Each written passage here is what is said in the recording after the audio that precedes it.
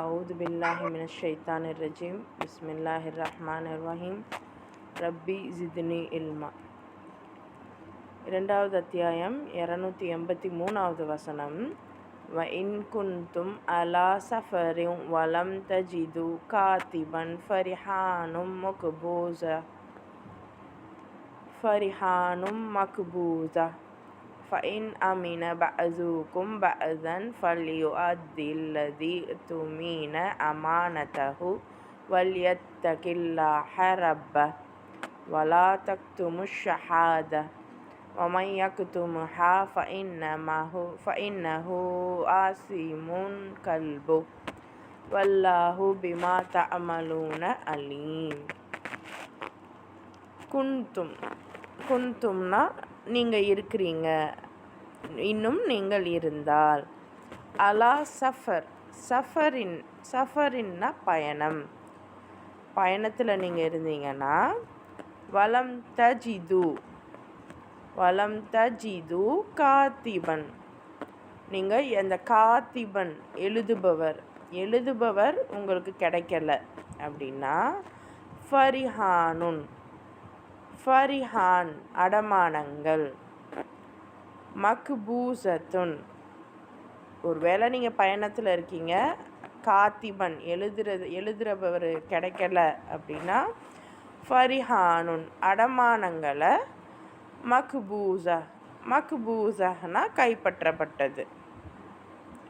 Fine அமீன நம்பினால், பஅஸுக்கும் பஅஸன் உங்களில் சிலரை, ஃபல் யுஅத்தி நிறைவேற்றவும், அல்லதி துமீன எவர் நம்பப்பட்டார், அமானதஹு அவருடைய நம்பிக்கை, அமானதஹு அப்படின்னா அவருடைய நம்பிக்கை, வல் யத்தகி இன்னும் அவர் அஞ்சவும், அல்லாஹ்வை அஞ்சவும், ரப்பஹு அவருடைய இறைவன், வலா தக்துமு இன்னும் மறைக்காதீர்கள், ஷஹாதத்த சாட்சியத்தை. ஸோ நம்ம ஷஹாதத்துன்னு சொல்கிறோம். அல்லாஹ் எதையெல்லாம் ஷஹாதத்துன்னு சொல்கிறான் பாருங்கள். ஒரு வட்டி விஷயம், அதாவது அல்லாஹு தாலா நம்மளுடைய வாழ்க்கை தரத்தை தான் மேம்படுத்த நினைக்கிறான். மற்றபடி நம்மளால் அவனுக்கு எந்த பிரயோஜனமும் இல்லை. அல்லாஹ்வால தான் நமக்கு பிரயோஜனமே தவிர நம்மளால் அவனுக்கு எந்த பிரயோஜனமும் இல்லை. பட் ஸ்டில் நம்ம இந்த நம்மளை மாதிரியான பிற மக்களிடம் எப்படி இருக்கோம், இதுதான் நம்மளுடைய ஒரிஜினல் டெஸ்ட். இப்போ அல்லாஹ் சொல்கிறான், சாட்சியத்தை மறைக்காதீங்க. வமன் இன்னும் யக்துமுஹா இன்னும் அதை மறைப்பவங்க, ஃபஇன்னஹு ஆசிம்னா பாவியாகிவிடும், கல்பஹு அவனுடைய உள்ளம், வல்லாஹு பிமா தஅமலூன அலீம். அப்போ நீங்கள் பயணத்தில் இருந்தால், இன்னும் அந்த ஒப்பந்த பத்திரம் எழுதுறதற்கு உங்களுக்கு எந்த எழுத்தரும் கிடைக்கல அப்படின்னா, அடகு பொருளை வாங்கிக்கிட்டு நீங்கள் கொடுக்கல் வாங்குதல் செய்து கொள்ளலாம். அல்லாஹ் ஃபஸ்ட்டு அடகு வைக்க சொல்லலை, டைரெக்டாக பத்திரம்தான் எழுத சொல்கிறான். கடன் வட்டி வாங்காதீங்க, ஆனால் கடன் கொடுத்துக்கோங்க, வாங்கிக்கோங்க. கடனுமே யார் வாங்குகிறாங்களோ அவங்க சொல்லி பத்திரம் எழுதணும். அந்த பத்திரமும் இப்போ ஒரு பயணத்தில் இருக்கோம், இல்லை எழுத படிக்க யாருக்கும் தெரியலை, அப்போ இந்த மாதிரியான சூழலில் நம்ம என்ன பண்ணலாம், பத்திரத்துக்கு பதிலாக ஏதாவது ஒரு அடமான பொருளை நீங்கள் வாங்கிக்கிட்டு பொருளை கொடுக்கலாம் அப்படின்னு. அப்போ உங்களில் ஒருத்தவங்க மற்றவங்களை நம்பி ஏதாவது ஒரு பொருளை ஒப்படைச்சா, நம்பினவங்க தம்மிடம் ஒப்படைக்கப்பட்ட அமானித பொருளை திருப்பி கொடுத்துட வேண்டும். ஸோ அதுதான் அந்த அமானிதம்னு சொன்னோம். நம்பி ஒப்படைக்கப்பட்டது தான் அமானிதம். ஸோ இன்றைக்கி நம்ம எல்லாத்தையுமே சொல்லுவோம் அமானிதம், இது அல்லாவோட அமானிதம் அப்படின்னு. உண்மையிலே அந்த அமானிதம்னா என்னென்னா, ஒருத்தவங்களை நம்பி இப்போதைக்கு இதை வச்சுக்கோங்க, நான் என் வேலை நான் என்னுடைய என்னுடைய பொருளை நான் வாங்கின கடனை கொடுத்துட்டு நான் திருப்பி வாங்கிக்கிறேன் அப்படிங்கிற மாதிரி ஒரு கடனுக்காக அமானிதமாக கொடுக்கப்பட்டதை நீங்கள் பத்திரமா பார்த்துக்கோங்க. அதை திருப்பி கேட்டால் கண்டிப்பாக கொடுங்க. இன்னும் தன் அதிபதியான அல்லாவுக்கு அவர் அஞ்சி கொள்ளட்டும்.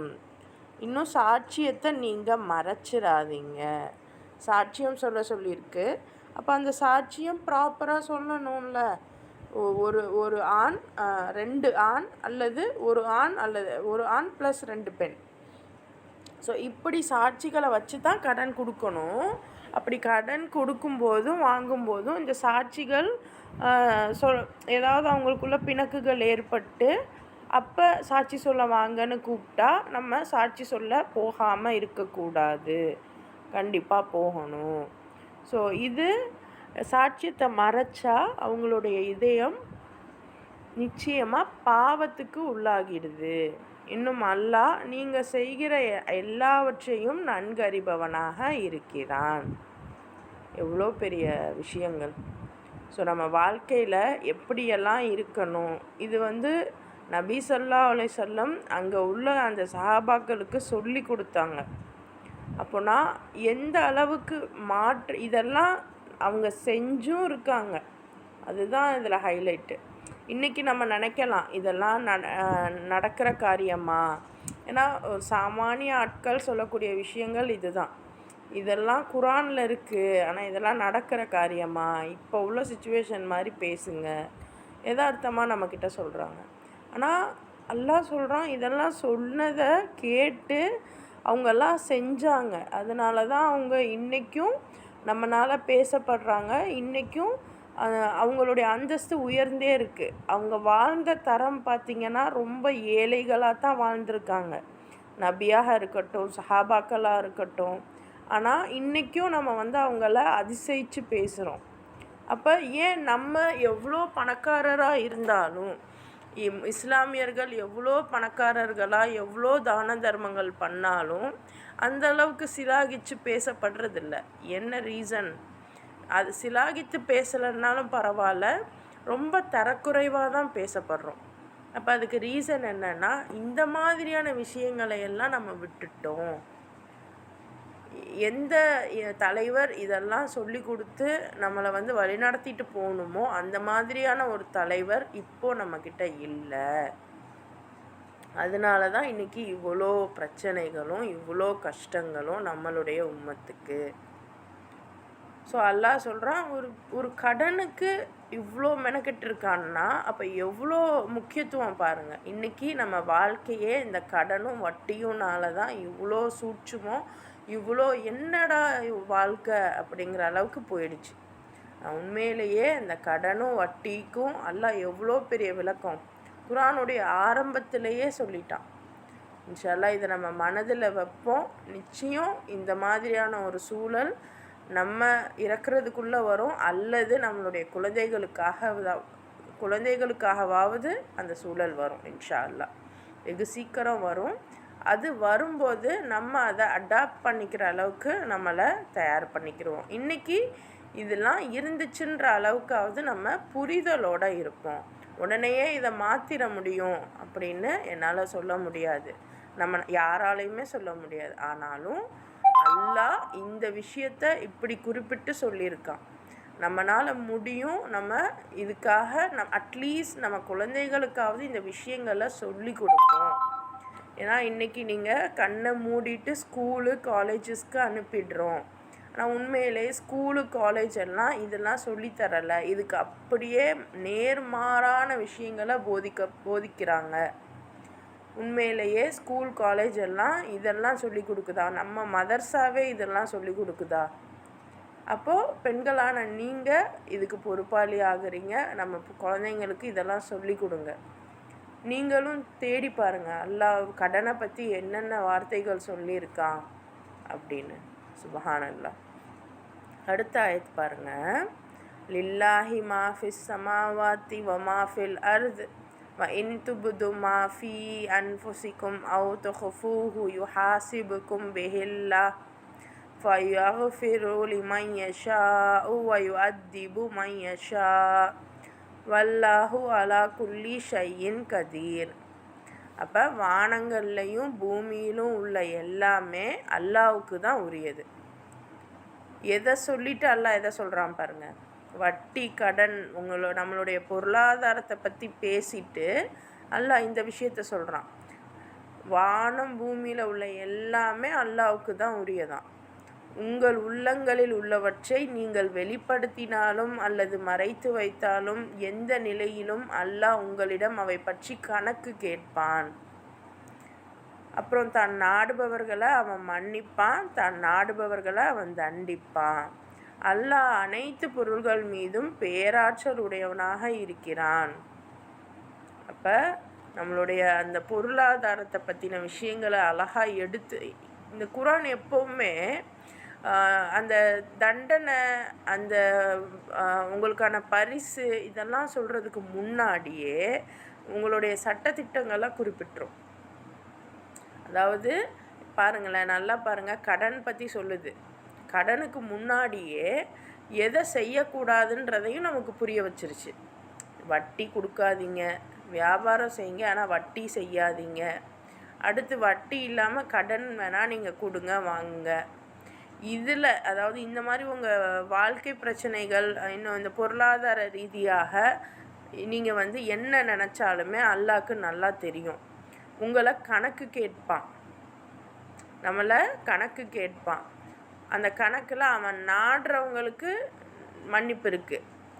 இதுலேயும் நம்ம எல்லாம் ப்ராப்பராக செய்கிறோம் நம்மளே நினச்சிக்கிட்டாலும் கூட அல்லாஹ்கிட்ட அவன் இன்றைக்கி நம்ம நினப்போம், இவங்க இவ்வளோ பண்ணுறாங்களே, ஆனால் இந்த விஷயம் இப்படி பண்ணுறாங்கல்ல, இவங்க வட்டி வாங்குறாங்களே, இவங்களோட இது இப்படி இருக்கே அப்படின்னு நம்ம மற்றவங்களுக்காக பாவம் பார்ப்போம். ஸோ ஆனால் பாவம் பார்க்குற நம்மளே இறைவன் பாவம் பார்க்குற நிலமையில தான் இருப்போம். ஸோ என்றைக்குமே யாரையுமே நீங்கள் பாவமாகவும் பார்க்க வேணாம், நம்ம யாரையும் எகத்தாளமாகவும் பார்க்க வேணாம். ஏன்னா அல்லாஹ் நாடுபவர்களுக்கு மன்னிப்பும் இருக்குது, அவன் நாடுபவர்களுக்கு தண்டிப்பும் இருக்குது. ஸோ முழுக்க நம்மளை மட்டுமே சீர்திருத்திக்கிட்டே வரணும், நம்ம செயல்கள் அவர்களை சீர்திருத்தணும். இதுதான். ஏன்னா நபி ஸல்லல்லாஹு அலைஹி வஸல்லமுடைய நடைமுறையாக அதுவாகத்தான் இருந்தது. அவருடைய செயல்கள் தான் மாற்றுச்சு. இது அல்லாஹ்வுடைய சொற்களை சொன்னாங்க, எத்தி வச்சாங்க.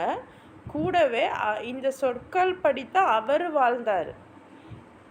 நீங்கள் நம்ம நபி ஸல்லல்லாஹு அலைஹி வஸல்லமுடைய வரலாறுகள்லாம் பாருங்கள். முதல்ல அவர் தான் பண்ணுவார், அவருக்கு அப்புறம்தான் எல்லாரும் பண்ணுவாங்க. ஸோ அந்த மாதிரி முதல்ல நம்ம இது வரைக்கும் 20-30 வருட காலமாக ஒரு வாழ்க்கையை நம்ம வாழ்ந்துட்டு வந்துட்டோம். ஸோ அதிலிருந்து நம்ம எந்த அளவுக்கு மாறுறோமோ, எந்த அளவுக்கு இந்த விஷயங்களை ஆழ்ந்து புரிஞ்சு அதன்படி நம்ம வாழ்க்கையில் நடைமுறைப்படுத்த முயற்சி செஞ்சுக்கிட்டே இருக்கோமோ, அதில் அல்லாஹ்வுடைய மன்னிப்பு நமக்கு கிடைக்கும். ஆனால் அவன் நாடுறவங்களுக்கு தண்டிப்பும் இருக்குது. எல்லா பொருள்கள் மீதும் அவன் பேராற்றல் உடையவனாக இருக்கிறான்.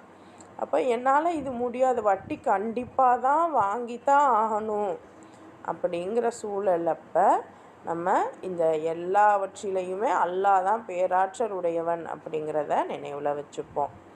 அடுத்த ஆயத்து பாருங்கள். ஆமனர் ரசூலு பிமா உன்ஸில இலைஹி மிர் ரப்பிஹி வல் முஃமினூன் குல்லுன் ஆமன பில்லாஹி வ மலாயிகத்திஹி வ குதுபிஹி வ ருசூலிஹி லா நுஃபர்ரிகு பைன அஹதிம் மிர் ருசூலிஹி வ காலு சமிஅனா வ அத்தஅனா குஃப்ரானக ரப்பனா வ இலைக்கல் மசீர். இந்த தூதர் அல்லாஹ் சொல்கிறான், இந்த தூதர் தம் இறைவனிடமிருந்து தமக்கு அருளப்பட்டதின் மீது நம்பிக்கை கொண்டுள்ளார். அல்லாஹ் ஏன்னா நபி ஸல்லல்லாஹு அலைஹி வஸல்லம் வந்த காலம் நம்ம எல்லாருக்கும் தெரியும். அவரை ஆரம்பத்தில் எல்லாருமே நம்பினவங்க அல்லாஹ்வுடைய விஷயத்தை எடுத்து சொல்லும்போது எல்லாரும் பொய்யர்னு சொல்ல ஆரம்பித்தாங்க, முக்கியமாக யூதர்கள். ஆனால் அல்லாஹ் நபி ஸல்லல்லாஹு அலைஹி வஸல்லமை உண்மைப்படுத்துகிறான். ஸோ இன்றைக்கும் இது நமக்கு பொருந்தும். இந்த தூதர் அல்லாஹ்கிட்டேருந்து இறைவன்கிட்டேருந்து தமக்கு அருளப்பட்ட, அதாவது அவருக்கு அருளப்பட்ட விஷயத்தின் மீது நம்பிக்கை கொண்டிருக்கா, இன்னும் அவர் அதை ஏற்றுக்கொண்டு அந்த வழிகாட்டுதலின் மீது நம்பிக்கை கொண்டுள்ளார். இவர்கள் அனைவரும் அல்லாஹ்வையும் அவனுடைய வானவர்களையும் அவனுடைய வேதங்களையும் மற்றும் அவனுடைய தூதர்களையும் நம்புகின்றனர். மேலும் அல்லாஹ்வுடைய தூதர்கள் எவருக்கிடையிலும் நாங்கள் வேற்றுமை பாராட்டுவதில்லை என்றும், எங்கள் இறைவனே நாங்கள் செவியோற்றோம், அடிபணிந்தோம், எங்கள் இறைவனே நாங்கள் உன்னுடைய மன்னிப்பை கோருகிறோம், உன்னிடமே நாங்கள் திரும்பி வர வேண்டியிருக்கிறது என்றும் கூறுகின்றனர். அப்போ பாருங்க, அதாவது இந்த மக்கள் இந்த தூதரை நம்ம நம்புகிறோம். அதாவது முதல்ல தூதரை பற்றி அல்லாஹ் சொல்கிறான். இந்த தூதர் அல்லாஹ்கிட்டேருந்து தனக்கு கிடைக்கிறத நம்புகிறாரு. அவரை ஏற்றுக்கொண்டவங்களும் இவருடைய வழிகாட்டுதல் படி, அந்த அல்லாஹ்வுடைய வழிகாட்டுதல் படி நம்பிக்கை கொண்டிருக்காங்க. இவங்க எல்லாருமே அல்லாஹ்வை அவனுடைய வானவர்கள், நமக்கு வானவர்கள்னா அவங்களுடைய பிஸ்மில்லாஹிர் ரஹ்மானிர் ரஹீம் 285வது வசனம் பார்ப்போம். ஆமனர் ரசூலு பிமா உன்சில இலைஹி மிர் ரப்பிஹி வல் முஃமினூன் குல்லுன் ஆமன பில்லாஹி வ மலாயிகத்திஹி வ குதுபிஹி வ ருசூலி லா நுஃபர்ரிகு பைன அஹதிம் மிர் ருசூலி வகாலு சமிஅனா வ அத்தஅனா குஃப்ரானக ரப்பனா வ இலைக்கல் மசீர். இப்போ இந்த தூதர் தம் இறைவன்கிட்ட இருந்து தமக்கு அருளப்பட்டதின் மீது நம்பிக்கை கொண்டிருக்கார். அப்போ அவரை ஏற்றுக்கொண்டவர்களும், இப்போ நபி ஸல்லல்லாஹு அலைஹி வஸல்லம் அன்னைக்கு ஏற்றுக்கொண்டவங்களும் சரி, இன்னைக்கு ஏற்றுக்கொண்டவங்களும் சரி, நம்ம ஏற்றுக்கொண்டிருக்கோம் அப்படின்னா அவருடைய அந்த வழிகாட்டுதல், குர்ஆனுடைய வழிகாட்டுதலை முழுசாக நம்பி நம்ம எல்லாருமே, இவர்கள் அனைவரும் அல்லாஹ்வையும் அவனுடைய வானவர்களையும். ஸோ விஷயம் நம்பிக்கை கொள்வது அப்படின்னா இந்த விஷயங்கள், குர்ஆனில் சொன்ன விஷயங்களை எல்லாம் நம்ம நம்பணும், அக்செப்ட் பண்ணணும். அதை செயல்முறைப்படுத்த இன்றைக்கி வாய்ப்பு இருக்குது இல்லை அடுத்த விஷயம். ஆனால் நான் முதல்ல தெரிஞ்சுக்கிடணும், ஆமாம் இப்படி ஒன்று இருக்குன்னு. அடுத்து இதை நம்ம எப்படியாவது இம்ப்ளிமெண்ட் பண்ண முடியாதா அப்படின்னு நம்ம ஏதாவது ஒரு அட்லீஸ்ட் மனதளவில் நம்ம நினைக்கிறோம் பாருங்கள், அது கூட முக்கியம்தான். ஸோ இவங்க அல்லாஹ்வை நம்பிக்கை கொள்கிறாங்க, இன்னும் அவனுடைய வானவர்களை. அப்போ வானவர்களை நம்பிக்கை கொள்கிறாங்க அப்படின்னா எல்லாம் அதிகமான இடங்களில் அந்த மலக்குமார்களையும் சேர்த்து தான் சொல்கிறோம். அப்போது நம்ம இந்த மலக்குமார்களுடைய வேலைக்கு பதிலாக இன்றைக்கி சயின்டிஸ்ட்டை அதிகமாக நம்புகிறோம். ஒவ்வொரு விஷயங்கள் இயற்கைக்கு மாறாக நம்ம எதையெல்லாம் நம்புகிறோமோ அது எல்லாமே, ஏன்னா இயற்கை அல்லாஹ் வானவர்களுக்கு கொடுத்துருக்கான், நீங்கள் இந்தந்த வேலையை செய்யுங்க அப்படின்னு. அது நமக்கும் தெரியும். அப்போது அந்த இயற்கைக்கு மாற்றமாக என்னெல்லாம் நடக்குதோ அந்த இடத்துல வானவர்களை நம்ம நம்பலைன்னு அர்த்தம். ஸோ அந்த மாதிரி வானவர்களை அவங்க நம்புகிறாங்க. அடுத்து வேதங்கள், ஏன்னா இப்போ யூதர்கள் எடுத்துக்கிட்டோன்னா அவங்க இஞ்சிலையும் குர்ஆனையும் ஒத்துக்க மாட்டாங்க. கிறிஸ்துவர்கள் எடுத்தீங்க அப்படின்னா அவங்களுடைய பழைய ஏற்பாடையும், அதாவது இஞ்சிலுங்கிறது இன்றைக்கி இவங்களுக்கு எப்படி வருது அப்படின்னா, இஞ்சில் அப்படிங்கிறது புதிய ஏற்பாடு, நம்ம மூசா அலைஹிஸ்ஸலாமுக்கு வழங்கப்பட்ட தௌராத் அப்படிங்கிறது புதிய ஏற்பாடு. ஸோ இந்த மாதிரி இவங்க பிரித்து வச்சுக்கிட்டு ஒருத்தருக்கு ஒருத்தர் நம்பிக்கை மாற்றோம். ஆனால் அல்லாஹ் சொல்கிறான், சொன்ன எல்லா வேதங்களையும் நம்புவாங்க, அவனுடைய தூதர்களையும் நம்புவாங்க. அப்போது நம்ம இப்போ இந்த வேதம் குரானை தான் இப்போ நமக்கு அட்லீஸ்ட் ஓதுறதுக்கு வாய்ப்பு கிடச்சிருக்கு, என்ன குரானில் இருக்குது அப்படின்னு. ஆனால் உண்மையிலேயே நம்ம அல்லாஹ்வை நம்பிக்கை கொள்கிறோம் அப்படின்னா அவனுடைய எல்லா வேதங்களையும் நம்ம புரிஞ்சிருக்கணும். மேபி மாறுதல்கள் இருக்குது, இல்லை சொல்லலை, ஆனாலும் அந்த வேதம் இறைவனிடமிருந்து வந்தது. ஏன்னா மற்றவங்கெல்லாம் ஒரேடியாக இந்த வேதத்தை அவங்க ஏற்றுக்கிறவே மாட்டாங்க. ஆனால் முஸ்லீம்களுக்கு அல்லாஹ் சொல்கிறான் அவங்க வேதங்களை நீங்கள் வந்து நம்புகிறாங்க அப்படின்னு. ஸோ எந்த ஒரு வேதத்தையும் நம்ம வந்து தரக்குறைவாக நினைக்கிறதுக்கு இங்கே வேலையே இல்லை. ஏன்னா முஸ்லீம்களுடைய அந்த கடமையே பாருங்கள், அல்லாஹ்வை, வானவர்களை, வேதங்களை, தூதர்களை நம்புகிறோம். எல்லா தூதர்களையும் நம்புகிறோம். அவங்க தான் இந்த தூதரை நம்ப மாட்டேன், அந்த தூதரை நம்ப மாட்டேன் சொல்கிறாங்க. ஆனால் நம்ம எல்லா தூதர்களையும் எல்லா அதாவது அவங்களுக்குள்ள படித்தரங்கள் இருந்தாலும் நம்ம அவங்க எல்லாரையும் ஒரே மாதிரி தான் பார்க்கணும் அப்படிங்கிறத அல்லாஹ் அழகாக சொல்கிறான். மேலும் அல்லாஹ்வுடைய தூதர்கள் எவருக்கிடையிலும் நாங்கள் வேற்றுமை பாராட்டுவதில்லை. ஸோ யாருமே யாருக்குமே சளைச்சவங்க இல்லை. நம்ம சொல்லிக்கிறோம், இன்றைக்கும் நம்ம சொல்கிறோம் இல்லையா, நபி ஸல்லல்லாஹு அலைஹி வஸல்லம் ரொம்ப டாப் மோஸ்ட் ஆள் அப்படின்னு. ஆனால் அல்லாஹ் சொல்கிறான், எந்த தூதர்கள் எவருக்கிடையிலும் நாங்கள் வேற்றுமை பாராட்டுவதில்லை. ஆமாம், நபி ஸல்லல்லாஹு அலைஹி வஸல்லம் வந்து நல்ல எல்லாத்தையுமே அச்சீவ் பண்ணவங்க தான். ஆனால் அதுக்காக மூசா அலைஹிஸ்ஸலாமும் ஈசா அலைஹிஸ்ஸலாமும் அச்சீவ் பண்ணலைன்னு அர்த்தமா? அப்படி இல்லை. எல்லாரையுமே நம்ம ஒரே மாதிரி தான் சிந்திக்கணும். ஸோ என் நபி மீது எவ்வளோ நம்ம அந்த அன்பு வைக்கிறோமோ அதே அளவு அன்பு ஈசா அலைஹிஸ்ஸலாம் மீதும் வைக்கணும், யூசுஃப் அலைஹிஸ்ஸலாம் மீதும் வைக்கணும். எல்லாரையும் நம்ம ஒரே மாதிரி அந்த அன்பு வைக்கணும். அன்புங்கிறத தாண்டி எல்லாரும் சொன்ன விஷயங்களும் ஒன்று தான். எல்லாருமே இறைவனைத்தான் நம்ம வந்து இறைவன் சொன்ன முறைப்படி தான் நம்மளை நடக்க சொன்னாங்க.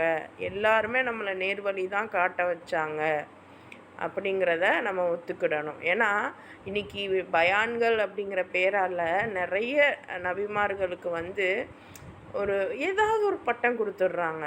சுபஹானல்லாஹ். தெரிஞ்சும் தெரியாமையும். இப்போ ரீசண்டாக நான் கஹஃப் சூரா எடுக்கும்போது கூட கஹஃப் சூறாவில் மூசா அலைஹிஸ்ஸலாமும் கித்ரு அலைஹிஸ்ஸலாமுடைய அந்த கான்வர்சேஷன் வரும் இல்லையா. ஸோ அந்த டைமில் நமக்கு எல்லாம் என்ன சொல்லி கொடுத்தாங்க, மூசா அலைஹிஸ்ஸலாம் வந்து அவசரக்காரராக இருந்தார். அதை விட இன்னும் ஹைலைட் என்ன அப்படின்னா, மூசா அலைஹிஸ்ஸலாம் தன்னைத்தான் எல்லாரையும் விட ரொம்ப அறிவு சார்ந்தவராக நினச்சிக்கிட்டாரு. அதனால் அல்லாஹ் அவருக்கு பாடம் புகட்டுறதுக்காக இப்படி வந்து இந்த ஒரு சீக்வன்ஸை ஏற்படுத்தினா அப்படிங்கிற மாதிரி ஹதீஸுகள் நமக்கு காலங்காலமாக சொல்லி கொடுக்கப்படுது. ஆனால் சிந்திச்சு பாருங்கள், இப்படி ஒரு ஹதீஸ் நமக்கு சொல்லப்பட்டுச்சுன்னா மூசா அலைஹிஸ்ஸலாம் மீது நம்மளுடைய கண்ணியம் எப்படி குறையும்? மூசா அலைஹிஸ்ஸலாம் பாருங்கள் இப்படி வந்து தற்பெருமையாக நினச்சிருக்காரு. ஆனால் நம்ம நபி வந்து எல்லாரையும் விட உயர்ந்தவர் அப்படின்னு நினப்போம் இல்லையா. ஸோ இந்த மாதிரியான நினைப்புகள் நமக்கு வரக்கூடாது. எல்லா நபிமார்களும், ஏன்னா இது வந்து அப்போ அதுக்குன்னு நம்ம நபி மீது நீங்கள் வந்து குறை சொல்கிறீங்களா, இல்லை அவங்கள அப்படி லவ் பண்ணக்கூடாதுன்னு சொல்கிறீங்களா? அப்படி கிடையாது. நம்ம நபி அது மாஷா அல்லாஹ், அவருடைய அந்த அந்தஸ்து வந்து அல்லாஹ்க்கு தான் தெரியும் எவ்வளோ உயர்ந்த அந்தஸ்துன்னு. ஆனால் அதே சமயம் மற்ற நபிமார்களை நம்ம கொஞ்சம் கூட நம்ம நபியை விட எந்த இடத்துலையும் இறக்கி நினச்சிடக்கூடாது. அதுதான் விஷயம். வேற்றுமை பாராட்டுவது இல்லை. ஸோ எந்த இடத்துல வேறு எந்த நபிமார்களை வச்சும் ஏறக்குறைய உங்கள் மனசுக்கு தென்பட்டுது அப்படின்னா மாற்றிடுங்க. அல்லாஹ் சொல்கிறான், என் தூதர்களை இவங்க வந்து வேற்றுமை பாராட்டுறது இல்லை அப்படின்னு. ஸோ அந்த மாதிரி நம்மளும் ஆகிப்போம். இதை வச்சு அல்லாஹ் சொல்கிறான், எல்லாத்தையும் நான் செவியேற்கிறேன். அதாவது இந்த மக்கள், அதாவது இந்த முஸ்லீம்கள் என்ன பண்ணுறாங்க, எங்கள் இறைவனே நாங்கள் செவியுற்றோம், நாங்கள் கேட்டுக்கிட்டோம், இன்னும் உனக்கே அடிபணிகிறோம். எங்கள் இறைவனே நாங்கள் உன்னுடைய மன்னிப்பை கோருகிறோம், உன்னிடமே நாங்கள் திரும்பி வர வேண்டியிருக்கிறது என்றும் கூறுகின்றனர். மாஷா அல்லாஹ், எவ்வளோ பெரிய விஷயம் பாருங்கள். ஸோ இப்படி தான் நம்ம இருக்கணும். இப்படி தான் இன்ஷா அல்லாஹ் நம்ம இருக்க போகிறோம். நம்மளுடைய நிலையை அல்லாஹ் சீர்படுத்தி தருவானாக என்று துவாவும் நம்ம செஞ்சுக்கிறோம் இன்ஷா அல்லாஹ். அடுத்த ஆயத்து பாருங்கள். லா யுகல்லிஃபுல்லாஹு நஃப்சன் இல்லா உஸ்அஹா லஹா மா கஸபத் வ அலைஹா மக்தஸபத் ரப்பனா லா துஆஹிதுனா இன் நசீனா அவ் அக்தஅனா ரப்பனா வலா தஹ்மில் அலைனா இஸ்ரன் கமா ஹமல்தஹு அலல்லதீன மின் கப்லினா ரப்பனா வலா துஹம்மில்னா மா லா தாக்கத லனா பிஹ் வஅஃபு அன்னா வக்ஃபிர் லனா வர்ஹம்னா அன்த மௌலானா ஃபன்சுர்னா அலல் கௌமில் காஃபிரீன். அல்லாஹ் எந்த மனிதரையும் அவரோட சக்திக்கு அதிகமாக பொறுப்புகளை சுமத்துறதில்லை, சிரமப்படுத்துவது இல்லை. அவர் சம்பாதிச்ச நன்மையின் பலன் அவருக்குத்தான், அவர் சம்பாதிச்ச தீமையின் விளைவும் அவருக்குத்தான். நம்பிக்கை கொண்டவர்களே, நீங்கள் இப்படி இறைஞ்சுங்கள், இப்படி துவா கேளுங்க. என்னன்னா, எங்கள் இறைவனே, நாங்கள் மறந்து போயிருந்தாலும் பிழை செஞ்சிருந்தாலும் எங்களை நீ குற்றம் பிடிக்காத. எங்கள் இறைவனே, மேலும் எங்களுக்கு முன் சென்றோர் மீது நீ பாரத்தை சுமத்தியது போல் எங்கள் மீதும் பாரத்தை சுமத்தி விடாதே. எங்கள் இறைவனே, மேலும் நாங்கள் தாங்க இயலாத பாரத்தை எங்கள் மீது சுமத்தி விடாதே. எங்களை பொறுத்தருள்வாயாக, எங்களுக்கு மன்னிப்பு வழங்குவாயாக, எங்கள் மீது கருணை பொழிவாயாக. நீயே எங்கள் பாதுகாவலனாய் சத்தியத்தை நிராகரிக்கும் மக்களுக்கு எதிராக வெற்றி கொள்ள எங்களுக்கு உதவி செய்வாயாக. எவ்வளோ ஒரு அழகான துவா பாருங்கள். ஏன் நான் இப்போது தொடர்ந்து அல்லாஹ் இந்த விஷயங்களை சொல்கிறான் அப்படின்னா, தெரிஞ்சும் தெரியாமையும் நமக்குள்ளேயும் ஒரு வெறுப்பு இருக்குது. எப்படி யூதர்களுக்கு கிறிஸ்துவர்கள் மேலேயும் நம்ம மீதும் வெறுப்பு இருக்கோ, எப்படி கிறிஸ்துவர்களுக்கு யூதர்கள் மீதும் நம்ம மீதும் வெறுப்பு இருக்கோ, அதே மாதிரி நமக்கும் கிறிஸ்துவர்கள் மீதும் யூதர்கள் மீதும் வெறுப்பு இருக்குது. அதன் வெளிப்பாடாக இன்னும் ஒரு படி மேலே போய் அவங்களுடைய தூதர்களான மூசா அலைஹிஸ்ஸலாம், ஈசா அலைஹிஸ்ஸலாம் மீதும் கூட நம்மளே அறியாமல் ஒரு வெறுப்பு திரும்பிடுது. அதைத்தான் அல்லாஹ் இங்கே பகிரங்கமாக எல்லாரையுமே சமம் அப்படிங்கிற நோக்கத்தோட நம்மளை ஒரு ஒரு ஒரு பக்குவப்படுத்தினான். அடுத்து சொல்கிறான், இந்த மாதிரி நீங்கள் துவா கேளுங்க, எல்லாருக்குமே அவங்கவுங்க சக்திக்கு ஏற்பட்டு தான் நான் டெஸ்ட்டு வைப்பேன். ஸோ அன்னைக்கு அவங்களுடைய சக்தி, அவங்களுடைய பொருளாதாரம், அவங்களுடைய அந்த உடல் வலிமை, அவங்களுடைய நிலைப்பாடு, இதை குறித்து அவங்களுடைய டெஸ்ட் இருந்துச்சு. இப்போ அதே மாதிரி தான் நம்மளுடைய பொருளாதாரம், நம்மளுடைய சக்தி, நம்மளுடைய அந்த பலம், இதெல்லாம் வச்சு தான் நமக்கும் டெஸ்ட் இருக்க போகுது. ஸோ எல்லாருக்கும் இண்டிவிஜுவல் டெஸ்ட்டு இருக்குது. அப்போது நீ எங்களை நீ குற்றம் பிடிச்சிடாத. அல்லாஹ் சொல்கிறான், இப்படி துவா கேளுங்க, எங்கள் இறைவனை, எங்கள் ரப்பே, நாங்கள் மறந்து போயிருந்தாலும் சரி, உன்னுடைய விஷயங்களை நாங்கள் மறந்து போயிருந்தாலும் இல்லை தப்பு செஞ்சுருந்தாலும் எங்களை குற்றம் பிடிக்காத. எங்கள் ரப்பே, மேலும் எங்களுக்கு முன் சென்றோர் மீது, எங்களுக்கு முன்னாடி இருந்தவங்க மீது நீ பெரிய பாரத்தை சுமத்தின, அது மாதிரி எங்கள் மேலேயும் சுமத்திராத. அப்போ அவங்களுடைய வேலைகள் எல்லாம் ரொம்ப ரொம்ப கஷ்டமான வேலைகள் தான். அப்போ என்ன வேலை செஞ்சாங்க அவங்க அதெல்லாம்? ஸோ அதெல்லாம் தான் இப்போ அந்த முன்னோர்கள் நம்ம ஹிஸ்ட்ரிலாம் பார்க்கும்போது தெரியும், இன்னும் அடுத்தடுத்த ஆயத்துகளில் தெரியும். ஸோ அவங்க மீது பாரம் சுமத்திய மாதிரி எங்கள் மீது சுமத்திராதையா அல்லா. இன்னும் எங்கள் இறைவனே, நாங்கள் தாங்க இயலாத பாரத்தை எங்கள் மீது சுமத்திராத, எங்களை பொறுத்து கொள்ளு, எங்களுக்கு மன்னிப்பு வழங்கு, எங்கள் மீது கருணை பொழிவாயாக. நீயே எங்கள் பாதுகாவலனாக, இன்னும் சத்தியத்தை நிராகரிக்கும் மக்களுக்கு எதிராக எங்களுக்கு நீ தான் பாதுகாவலன், இன்னும் இந்த நிராகரிக்கக்கூடிய மக்களுக்கு எதிராக வெற்றி கொள்ள எங்களுக்கு உதவி செய்வாயாக. அப்போ ஒரு சூறாவை எடுத்து ஆரம்பத்துலேருந்து கடைசி வரைக்கும் நம்ம பார்த்ததில்ல, அல்லாஹ் தஆலா எந்த மாதிரியான வாழ்க்கை முறையை நம்ம வாழணும், அதுக்கு எந்த மாதிரியான விஷயங்கள் நீங்கள் செய்யணும், அவனுடைய சட்டதிட்டங்கள், இதையெல்லாம் அழகாக கோர்வையாக நமக்கு சொல்லி கொடுத்து கடைசியாக இப்படி ஒரு துவாவும் கேளுங்க, இந்த நிராகரிக்கக்கூடிய மக்களுக்கு எதிராக வெற்றி கொள்றதுக்கு என்கிட்ட நீங்கள் உதவி கேளுங்க. ஏன்னா இன்றைக்கி நமக்கு ஹெல்ப்புக்கு என்னடா பண்ணுறது, நம்ம என்னடா எங்கிட்டு போனாலும் சுற்றி சுற்றி அடிக்கிறாங்க, வாழ்க்கையே சூன்யமாக இருக்கே அப்படின்னு தோணக்கூடிய இந்த தருணத்தில் அல்லாஹ் சொல்கிறான், என்கிட்ட நீங்கள் உதவி கேளுங்க. இந்த நிராகரிக்கக்கூடிய மக்களுக்கு எதிராக என்கிட்ட உதவி கேளுங்க. அப்போ அல்லாஹ்கிட்ட உதவி கேட்கணும் அப்படின்னா அவன் சொல்கிற விஷயங்களை நம்ம செய்யணும். அப்போ இந்தந்த விஷயங்களெல்லாம் அல்ஹம்துலில்லாஹ் இன்றைக்கி நமக்கு ஓரளவு குர்ஆனில் ஒரு கடுகளவு நம்ம தெரிஞ்சிருக்கோம். இன்னும் நம்ம தொடர்ந்து அடுத்தடுத்த விஷயங்களை தெரிஞ்சுப்போம். அல்ஹம்துலில்லாஹ் இந்த சூறா இன்றைக்கி முடியுது. அல்ஹம்துலில்லாஹ் நாளைக்கு நம்ம சூரா ஆல் இம்ரானை தொடங்கலாம். அல்ஹம்துலில்லாஹ் இன்ஷா அல்லாஹ் நாளைக்கு வெள்ளி சனி கிளாஸ் இருக்கும். ஞாயிறு திங்கள் நம்ம இன்ஷா அல்லாஹ் முடிவு பண்ணிவிட்டு நான் சொல்கிறேன். பெருநாள். ஆனால் குர்ஆன் நம்ம தொடர்ந்து ஒரு நாள் கூட விடாமல் ஓதலாமே அப்படின்னு சிந்திக்கிறேன்.